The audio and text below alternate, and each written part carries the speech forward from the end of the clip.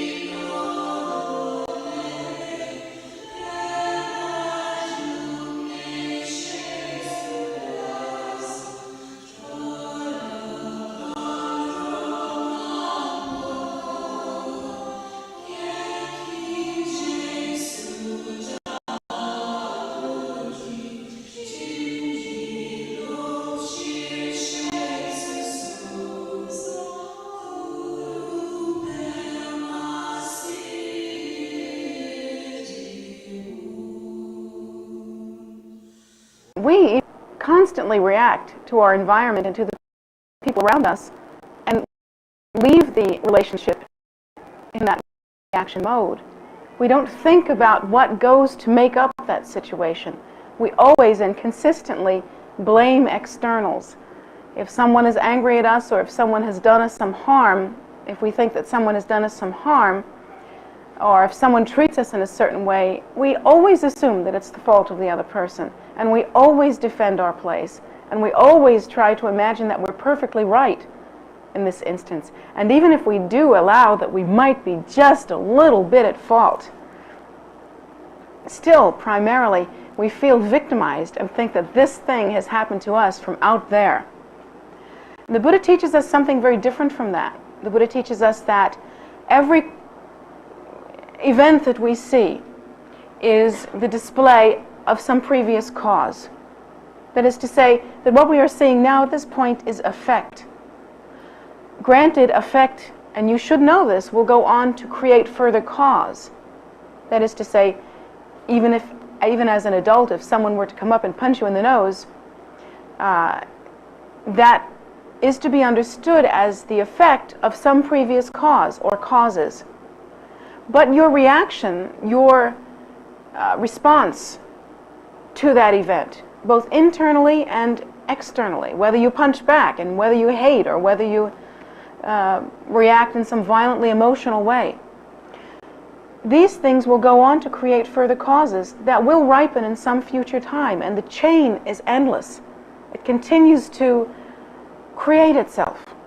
It's like a snowball going downhill. It continues to get bigger and continues to go downhill because it is its nature to do so. The continuum continues so long as we fixate on phenomena as being external and separate from ourselves, and fixate as well on self-nature as being inherently real.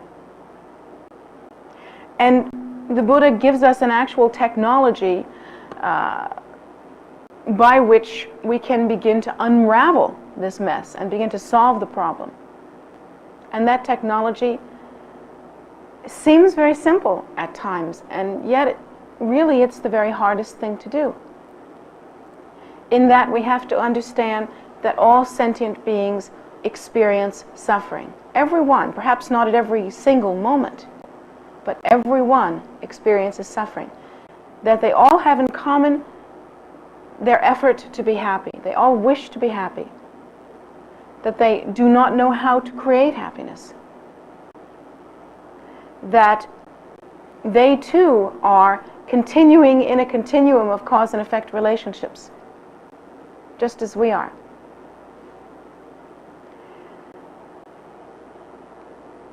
And from that, we must understand that the cycle has to be broken in some way. The bottom line, according to the Buddha, is that our belief in self-nature as being inherently real and solid, that concept that we have, about the nature of self is so rigid and so strong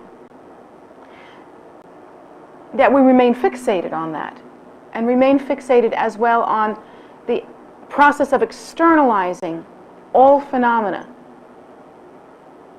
to the degree that our minds become divided, deluded in that division, that we constantly reaffirm and fixate on objective and subjective reality. And focusing in that way, we continue to create the format by which all future cause and effect relationships will take place. The way to stop that, then, is to antidote the entire process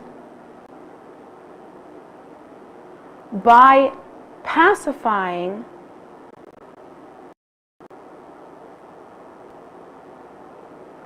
the fixation process, by pacifying the tendency to fixate on self-nature and on phenomena, and by realizing, therefore, or rather I should say awakening to our true nature, which is the uncontrived, primordial, luminous wisdom nature. All of this sounds pretty highfalutin, and it sounds like it's all very theoretical, and it sounds as though one would have to have very high teaching and do very high things in order to accomplish this spiritual goal. And to some degree there's some truth in that. But the plain fact of the matter is that we actually have to start on a very simple, practical, here and now level. That young boy that I spoke to just a moment ago used a very good example. We could block punches instead of throwing them. I know that sounds like a childish thing.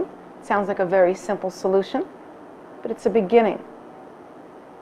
In a very practical way, we have to embrace the idea of loving kindness. We have to embrace the idea of not externalizing all of our situations and problems to the degree that we continue in a cycle of blame. That we cannot create an inner scenario by which it seems to be okay to think about circumstances as being somehow so separate from us that there is no relationship between us and what we do, or us and what we feel, us and what we engage in.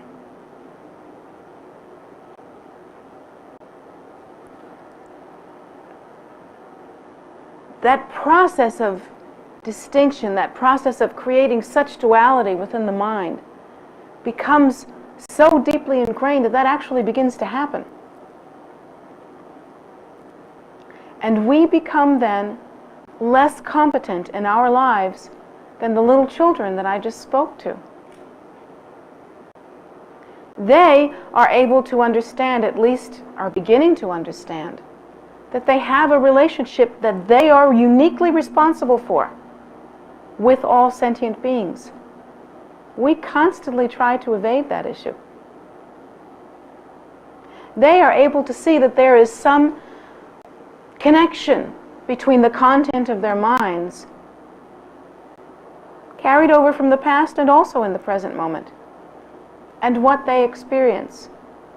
We do not wish to accept that responsibility. We prefer to stay in a mode where we constantly react and constantly continue in something like an unconscious way, and therefore become impotent. We cannot change. We cannot see ourselves. We cannot understand. We cannot make a difference. We cannot stop the process. We cannot know how cause and effect relationships actually occur. And we do not understand the very fiber of our lives. In that way, we are more children than the children.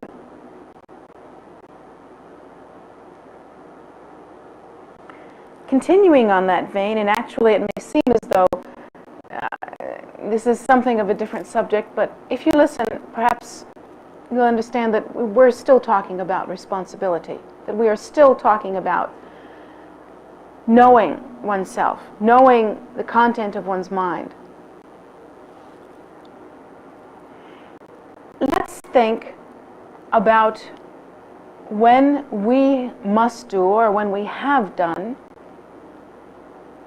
what these children are doing at this very moment. At this very moment, these children are just beginning to embark on the Dharma path.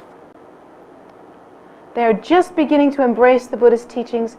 They are just beginning to understand some of the fundamental ideas and philosophies. For some of us, there was a time when we actually began on that path and embraced some of those ideas and evaluated them. For some others, we are doing that at this very moment. For some others, we are not really wishing to embrace the Buddhist path, but are just wishing to continue in a spiritual way and to understand what the next step might be. At any rate, these are all different stages of spiritual development and different stages of the path, and they're all very valuable and very precious. But one thing that we all always go through, and that we go through universally, is some kind of decision making through which we understand what we must do spiritually. And we make a decision really as to how to follow a path, as to whether to follow a traditional path such as the Buddhist teaching, or as to whether to really wing it and try to live a spiritual life with no formal teaching or training or path, or whether we wish to follow a system that perhaps is very new in the world and seems reasonable to us. There are many different directions that we can go, particularly in this country. There are many different options that we have. Sometimes that's unfortunate, but it's true.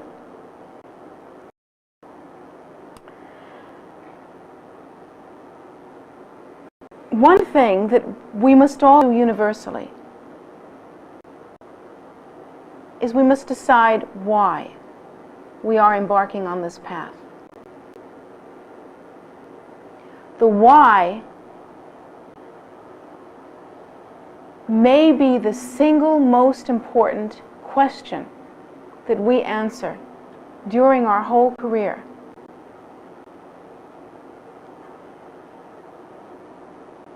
If we are beginning, we should not be stingy or thrifty with the time that we spend on the question why.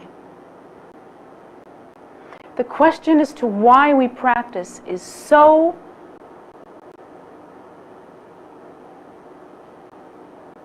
fundamentally important, so foundational, that every step that we take spiritually from that point on will be affected by the quality of that original decision, and especially by the insightfulness with which that decision is approached. In the Buddhist teachings, we spend a great deal of time on why. Because universally, and this is interesting, it isn't just true of Westerners, but universally, people go into Dharma or go into spiritual growth for the wrong reasons. And I think, to be perfectly honest with ourselves, we have to assume that our first reasons for becoming spiritual, if you will, were bad ones. We have to be okay with that. And that's hard for some people, because some people begin to enter onto a spiritual path because of an experience that they have had. And perhaps that experience was meeting a teacher with whom they are strongly impacted, or about whom they feel a strong feeling. Or perhaps that decision is that they have a dream, and the dream is very moving to them. Or perhaps they have a vision. Perhaps they see that other people around them are experiencing spiritual experiences, that they are having a spiritual life, and they feel kind of left out. They feel like maybe they should get on the road, get their act together.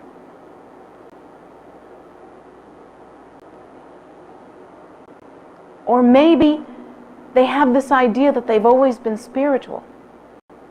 They can kind of see it inside themselves, and so they come to a point in their lives when they're really going to do something about it. It's hard to think about it, but all of those are really bad reasons. Bad meaning this: well, there's nothing intrinsically wrong with them, but they're bad reasons because they will not sustain us on the path.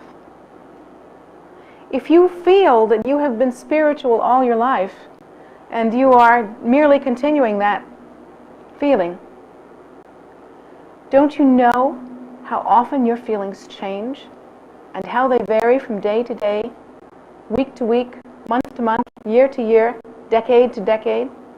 How long have you lived? Have you lived long enough to see that that happens? You only have to live about a week to see that that happens.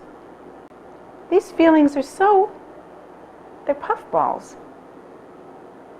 And even if there has been this thread, this continuing thread of feeling spiritual throughout your life, there are days when you do not feel spiritual at all. There are days there are months when you do not feel spiritual. There are years. This wasn't a spiritual year, you see. And entering onto the path, one can no longer really afford to have not spiritual years. You just don't have that many years to spend. You can't even really have non-spiritual weeks or non-spiritual days.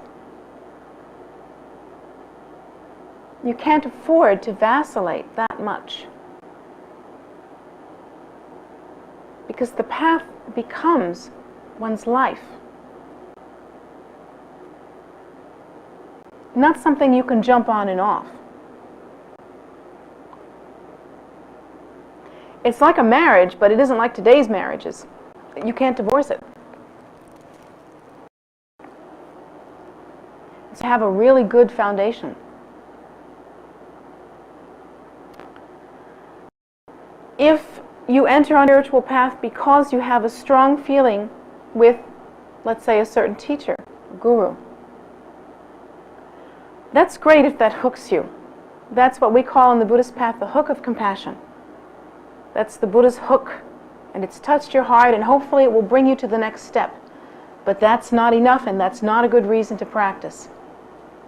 We are human, and our feelings will change moment by moment, and our perceptions of that teacher will change because we have fallible perception. We do not have pure view.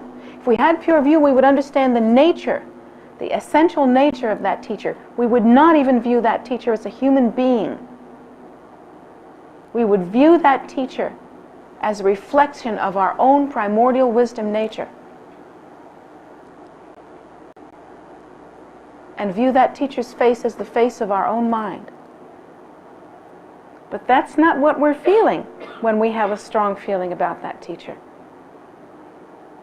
And so that's not enough, and it's a bad reason to practice. It will not sustain us.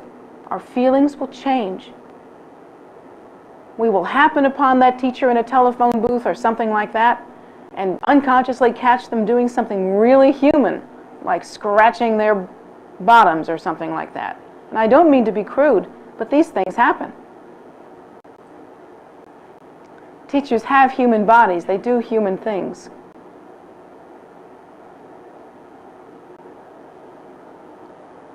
some of the other reasons that we practice a vision.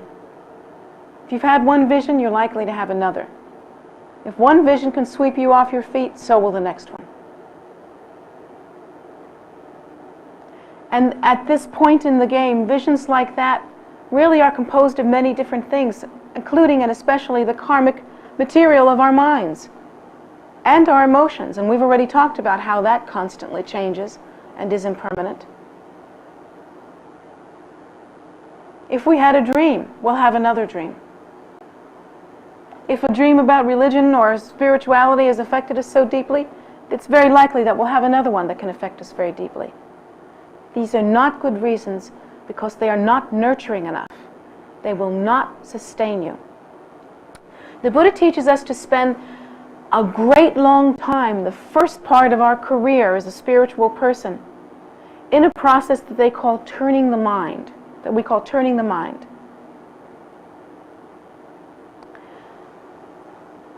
This turning the mind is as important as anything that you will ever accomplish,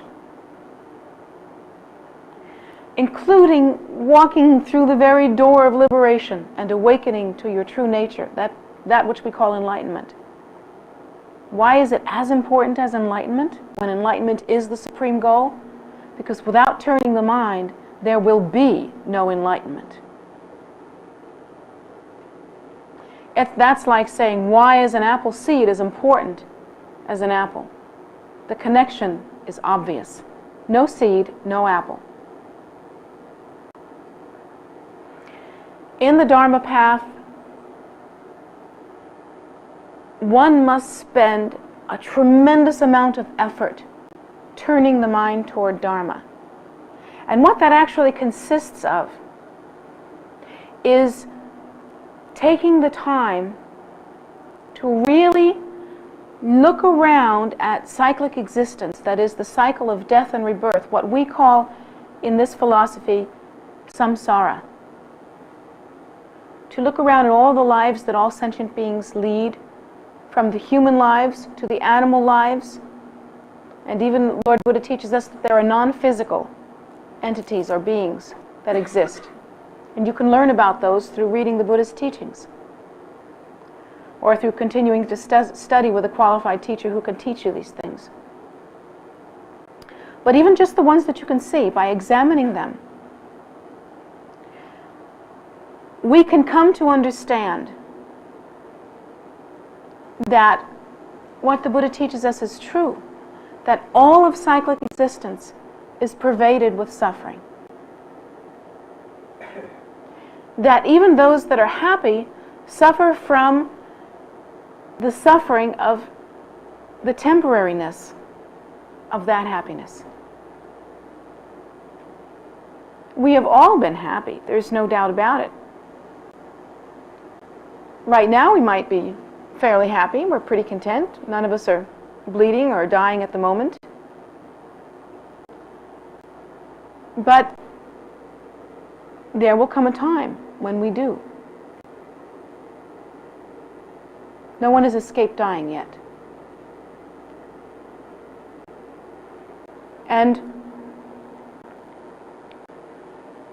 according to the Buddha, cyclic existence has to be looked at as a whole. To pick out one little thing and say, well, that makes me happy, is childish and will bring no good result. Because it has to be understood that that little thing will end. It has to be understood that that little thing doesn't even really have the capacity to make any of us constantly happy for any length of time, even if it did last forever. So, from that, we begin to develop a yearning or a sense of connection with the idea that there must be something else.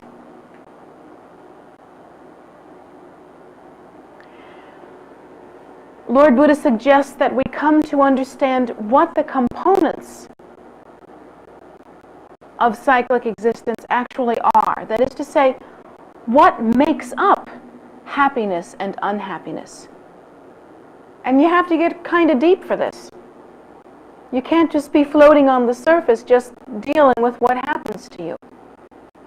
You have to probe more deeply. The Buddha teaches us that we should probe till we understand that every single event in our lives that we see, no matter what it might be, is brought about by some previous cause. That in relative existence, there is beyond a doubt a constant continuum of cause and effect relationships.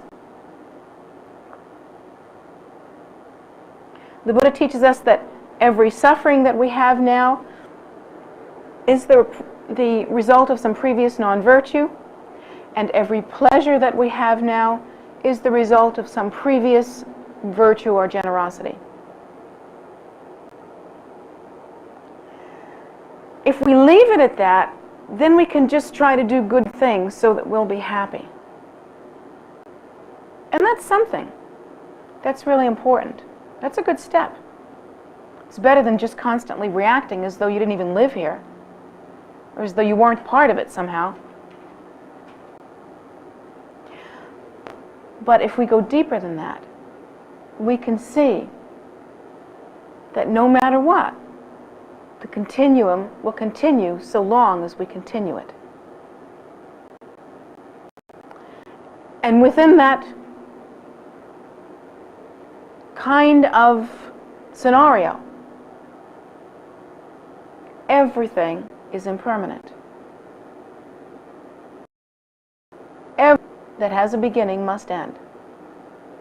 Everything has the potential for being the cause of some discomfort or suffering.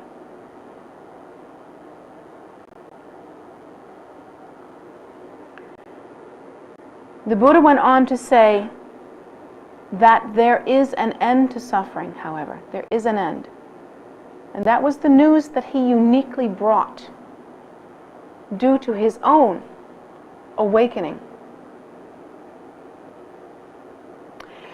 That end to suffering he calls enlightenment or awakening. Very difficult to understand what that enlightenment or awakening is, mostly because they never describe it. The reason why the Buddha never describes enlightenment or awakening is that the moment you describe it, you've lost its meaning. It really can't be described, in that if we describe it, we have to use relative terminology. We have to pinpoint it. We have to create a concept, and we have to describe our way around that concept. And the very nature of enlightenment is that it is free of such conceptualizations. It is free of contrivance. So the moment you contrive an explanation, that ain't it. You see? We've lost it. So we have some difficulty here in that students coming to the path clearly can decide that they want to escape discomfort, but clearly don't know what else they're supposed to do. And so we find a sticking point that's very difficult, and that sticking point could last, unfortunately, the entire career of our practice, the entire length of our career in practice. And that is that we realize we're supposed to be doing something, and we try not to suffer, and we try to create good causes, but we just don't get it. We don't get the big picture. And we still allow ourselves to cling to the process of fixation. That is to say, the fixation on self-nature as being inherently real, and therefore the externalization of phenomena. We allow ourselves still to remain fixated in that way.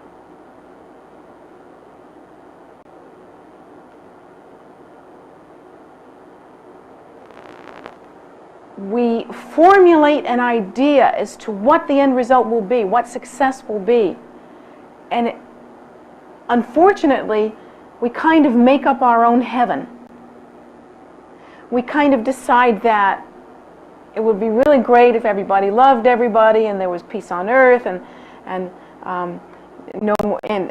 no more war, and everybody's like looking meaningfully into each other's eyes, and nobody ever falls out of love, and everybody's into it, and let's see, everybody has lots of prosperity, and this may sound really trite and really stupid, but these are some of the ideas that we cling to.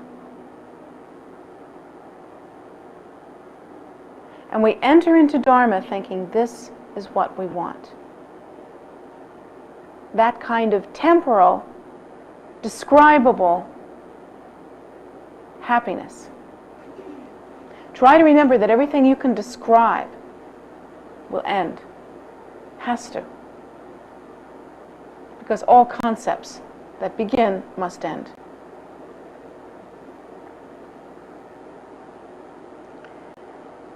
It's as though we must pierce the veil of these temporary,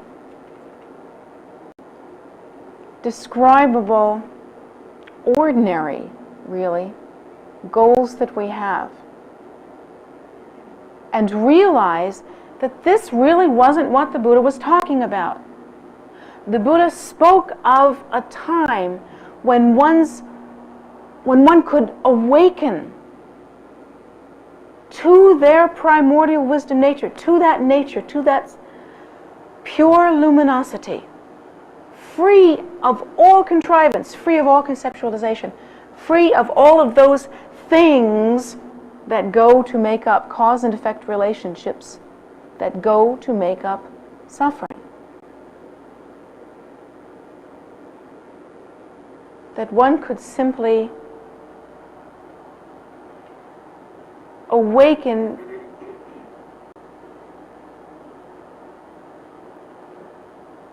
in such a way that one could abide spontaneously in that state of pure luminosity, simply awake.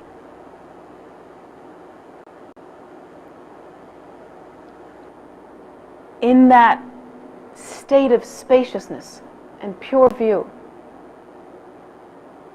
There is no fixation on self-nature as being inherently real. There is no, therefore, externalization of phenomena. There is no subjective objective. One is simply awake, and in that pure state, there is no suffering.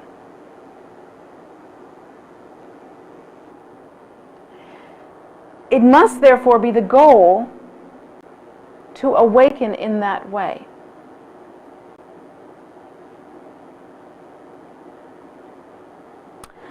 And I have actually had people in their agony, and people do agonize, you know.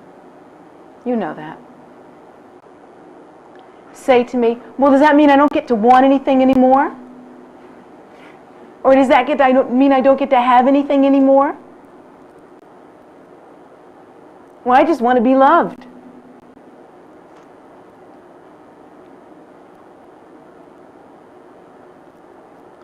The Buddha teaches us that the problem with coming together is that it always leads to separation.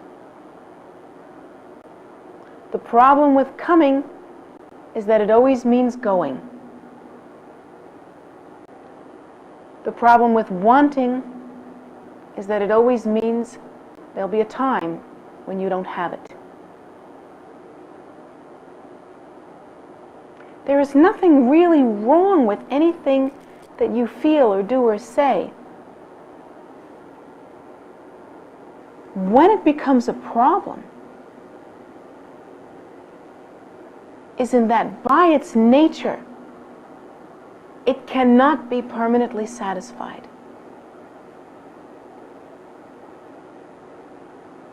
That's how it becomes a problem.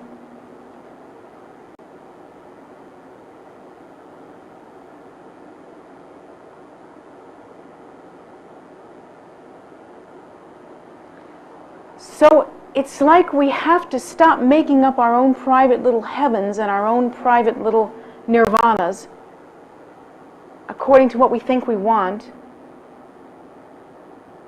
And we have to finally come to the place where we really get the big picture, and the big picture is what the Buddha has taught us. there is a cessation of suffering. There is an end to it.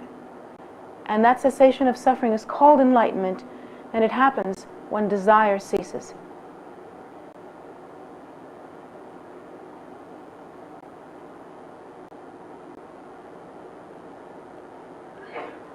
Some people say that when they enter into the path and finally get the big picture, that there's no way out of this other than to stop craving. And that there's really no way to get the white picket fence thing down.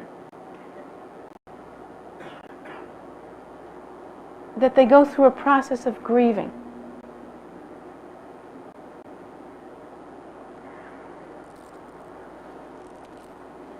I have to say, for what? Grieving for what? For all the ways that you have gone already that didn't satisfy you? For all the times that what you started ended already? For all the times that something began that then ended? For what? Are we grieving because we have to let go of a habit?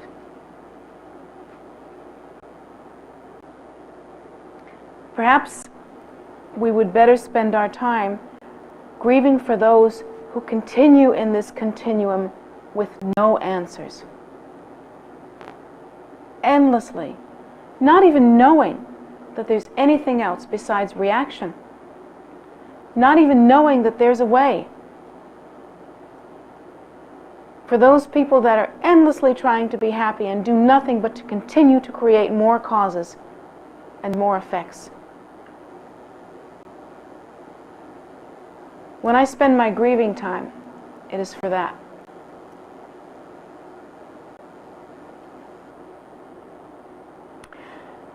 How amazing it would be if we could understand ourselves the way these children are beginning to understand themselves. These young children that I just taught. Because they're starting out looking at their lives, and they get this really clear, practical image, like whatever's happening to you has a cause somewhere, and if you change those causes, you can change your life. Until we turn our minds, we don't get that. And we are victims. But we don't have to be. How amazing if we could be as smart as our simple children. And we could sort of look in the mirror and remember what the Buddha taught. The Buddha taught, do you want to know what your past life was about? If you want to know what your past life was about, look at you now. Whatever you see happening now, that's what your past life was about. If you have lost love, then you abandoned others before. If you have a hard time making people take you seriously, then you were unkind in the same way before. If you're wealthy and you're getting your life together and things go pretty smoothly for you, you were helpful to others in your past.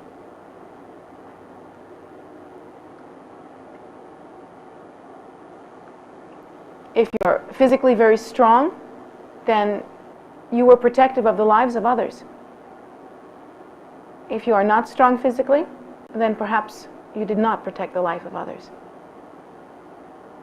If we have that kind of simple understanding and can just act really in an intelligent way, looking to the root of causes, and then even beyond that, to realizing that we must at some point really adopt the ultimate goal, which is enlightenment. We can really make this life a vehicle for something very precious. We have that option, and we have that choice. Even the Buddha himself, of course he wouldn't choose to, but even the Buddha himself could not take that away from you. Because it is your nature, you can awaken.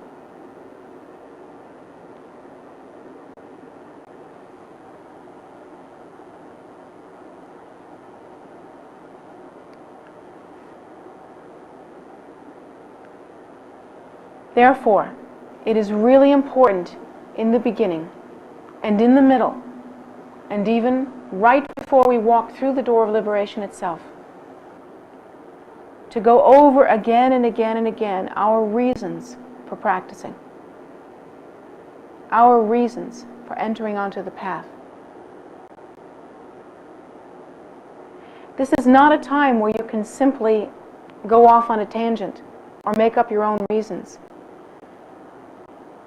You must be firm in your understanding of the faults of cyclic existence. You must be firm in that. And you must be firm in your understanding of what it would take for that situation to be relieved. You can't make up your own heaven. You can't make up a satisfying scenario and think that you can just practice and get it. This isn't mantras for money, you know, or mantras for love. This is looking at the cause of suffering and understanding the antidote. And there are no exceptions. None. No one is exempt from this way.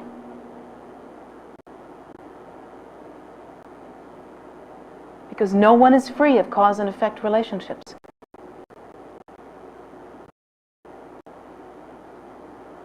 And no one can be kept away from that goal.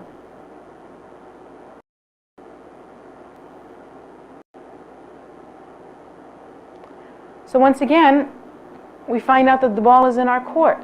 Again and again and again we find this out.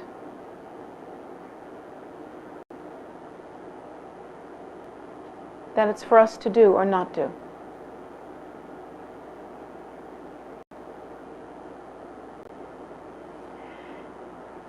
Why would I choose a subject like this on this anniversary of my enthronement? Well, I'll tell you why.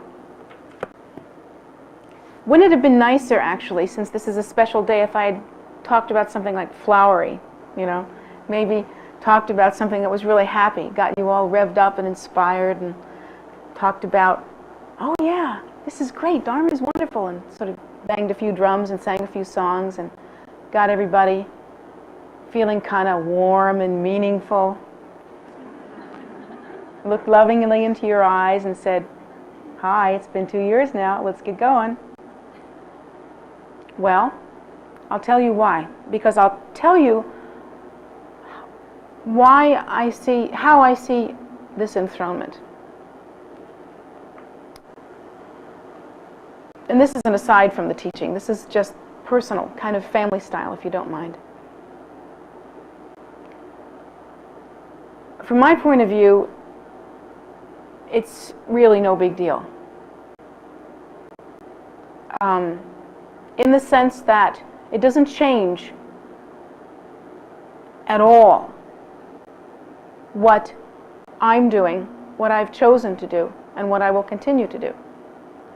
It doesn't change my reasons for doing what I do. I've said this again and again and again. I started doing what I'm doing, and I was doing it before any of this ever happened, for one reason and one reason only, is that I could look around and I could see that all sentient beings were suffering, and it was clear to me that they were suffering because of what was in their minds. And I really didn't wait for someone to enthrone me or put a crown on me or anything like that to get busy, because I felt authorized by that need. And I felt authorized by the fact that it seemed to me that when people began to meditate and act in a virtuous way and examine the roots of their suffering, as I've tried to teach them to do, they made some progress. And seeing that progress, I also felt authorized. So nothing has changed for me, except that I sit in this seat, which is less comfortable than what I used to sit in. That has changed. That's basically what it means to me, is an uncomfortable seat. And probably more public exposure, which, if any of you know me, That is not what I call a good day. That's not fun for me. However,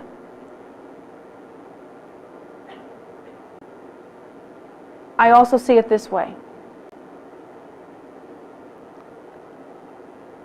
And I think that you should see yourself this way as well. I still take it upon myself every day of my life to examine the faults of cyclic existence. I still take it on myself every day of my life to remind myself of why we are doing this, why we are practicing. I don't feel exempt from the need to do that.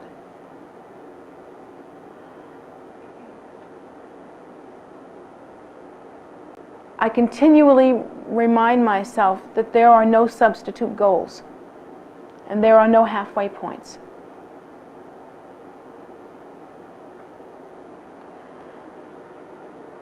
There is nothing that I can give you, any of you, on a human level, or that you can give each other, that is going to solve your problem,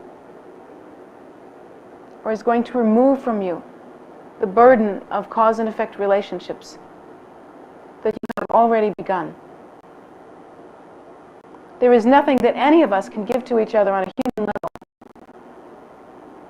that will ultimately solve the problems of cyclic existence. And so from that point of view, the only thing that I think really matters, and the only thing that I will really stick with consistently throughout my whole life and never change about, is understanding that I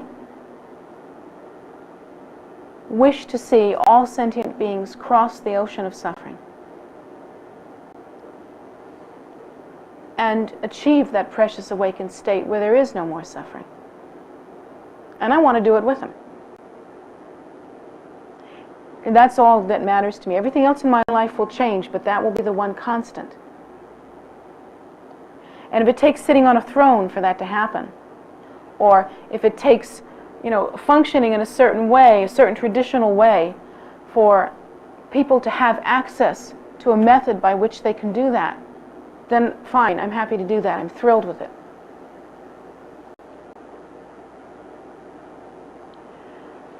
What I'm really saying is that no personal success, no achievement, no power, no beauty, no wealth, none of that stuff has any real meaning. There is no kind of power that has any real meaning other than the power to alleviate suffering. And that power to alleviate suffering only comes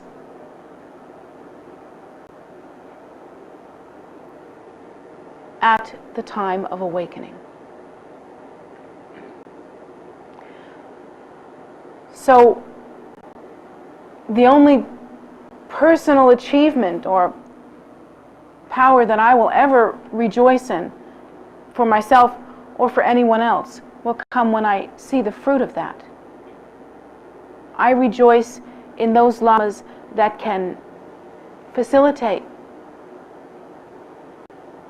our practice to the degree that we move closer to enlightenment. I celebrate those teachers that can actually teach us the content of our mind to the degree that we can achieve enlightenment. And my belief is that only those themselves who have achieved enlightenment can do that. Therefore, I follow the Buddha's teaching. And I'm a follower, not a leader. I'm in this place because maybe, if cause and effect relationships are really true, at some time I made prayers to be of benefit to others. And that's the only reason why I'm up here.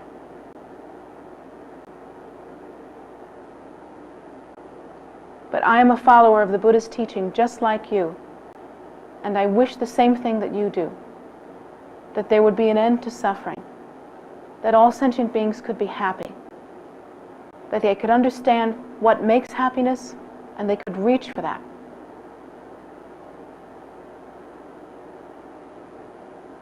And that's the only thing that counts. So when I think about the 2-year anniversary of my enthronement, that's all I think about. Has there been any progress in 2 years? Have any of us changed? Have our minds been purified? Are we kinder? Are we more insightful? Are we any closer to the goal? I hope so.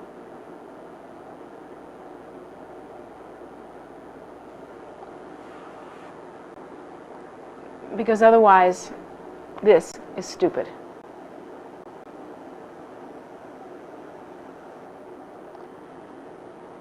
When you decide to accept the path, I hope you'll think like that. I hope you will decide for yourself that there is meaning in life, but it's not what we thought. This is a precious human rebirth in that we can practice and we can achieve realization. And that's what makes it precious. Not any of the ordinary human temporal goals that we've fooled around with and been disappointed by in the past. Please, in closing, remember what the Buddha has taught. There is an end to suffering, and that end is called enlightenment. So thank you very much for coming here today, for being here today.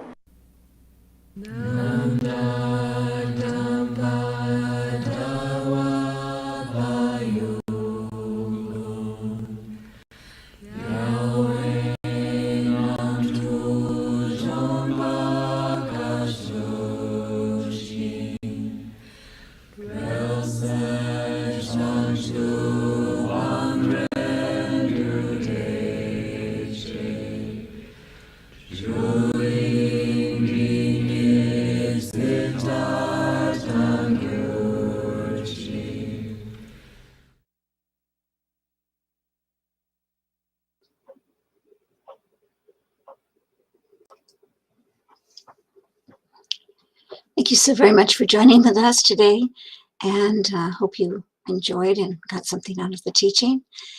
We enjoy offering these teachings as well. I get something out of them, and I think those of us who are involved in this do too. We do it. We bring these to you on Wednesday evenings at 7:30, which is like right now on YouTube, and Sundays at 11 a.m. also on YouTube. So tune in any of those times or go straight to YouTube itself, and they are archived there. So you can see all of them there. In addition, a couple of our Anis offer meditation classes live Saturdays and Sundays, also on YouTube at 10 a.m. And we have every evening Medicine Buddha practice, a very short one, this one primarily in English, and it's every evening at 7 p.m. This time it's on Facebook. So those are all available for you on, standard social media platforms. Daily we offer a food offering ceremony, which is like a feast offering. They call it in Tibetan called sok. Those are offered on Zoom, and they are Monday through Friday at 5:30, Saturday at noon, Sundays at 2. There are longer ones that we offer during the course of the lunar month. So they're at different times of the month every time. And you can find any of these on our calendar on tara.org. If you go to tara.org and you look at the top menu and you see Meditate, Pray, Study, drop below that one, and you'll find webcasts and calendar. And in there is a calendar, believe it or not. And so on that calendar, you can click on an event if you want to see where to go. You can get the location online, what the codes are, and also if it's a practice, you could download a copy of that practice so that you would have it with you to do it. So we try to make it easy for you, and we hope you join us anytime you feel the need, and you're always welcome. And let's see, and that's about it for right now for this part. In addition, if you'd like to make an offering to Jetsunma, you can do that anytime. It helps strengthen the connection with the teacher after you've received a teaching, if you so choose. Her PayPal account is jetsunmagift@gmail.com, and that's in the message on chat, jetsunmagift@gmail.com. So you can go there for that. If you're in the area, we welcome you to KPC any day, dawn to dusk. The outside is always open those hours, rain or shine. It's probably a lot more fun in the shine part, but you're welcome to come anytime. And the inside, just for right now, has had to be closed down because we had some close brushes with COVID that we're just getting over. So it should be back open pretty soon. And we will welcome you then inside the temple. At that point, we will probably be open again on weekends from 11 to, I think it's 4. Yeah, 11 to 4, Saturdays and Sundays, so that you can come during those hours, but not right now.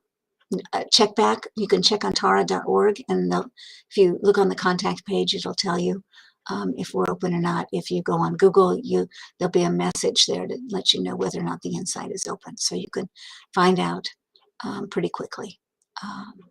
And in any case, if you have prayer requests, you can make those on tara.org, or you can, let's see, what else can you do? You can come here and write them down. Anyway, we welcome you. We hope to be able to serve you in all ways, I guess, and help you just like us work our way toward enlightenment. So please come. You'll enjoy it. I swear. Have a great day, and we hope to see you soon. Stay well.